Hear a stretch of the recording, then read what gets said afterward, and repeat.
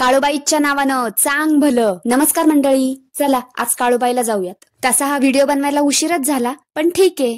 तर आम्ही काळूबाईचं दर्शन घेऊन आलो, तेही दाट धुक्यात. नवरात्र सुरू होती म्हणून प्रचंड गर्दी होती.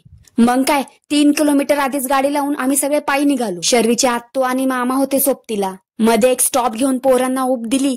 आमच्यासाठी तर काय चहाच पुरतो. देवीसाठी ओटीही घेतली. मग नॉनस्टॉप निघालो. दाट धुक्यात आणि चिखलाच्या राड्यात आम्ही 3 लेकरं घेऊन चाललो होतो. हाऊस हो हाऊस, बाकी काय नाही. माझा तर अवतार बघण्यासारखा झाला होता. ऍक्च्युली माझ्या चप्पलने मला धोका दिला. मी तिला घेतली होती पावसाळ्यासाठी, पण मीच तिला बळच फरफटत नेत होते. फायनली पोचलो. वा, काय वातावरण होतं. या धुक्यात सुद्धा आईचा जल्लोष सुरू होता. आम्हाला आत जायची संधी नाही मिळाली, मग आम्ही मुखदर्शनच घेतलं. आधी वाटत होतं ही पोरं नंतर किरकिर करतील, पण एकेकाच्या खांद्यावर बसून तीच एन्जॉय करत होती. लहान असल्याचा फायदा. दर्शन झालं, मग घरच्यांसाठी प्रसाद घेतला.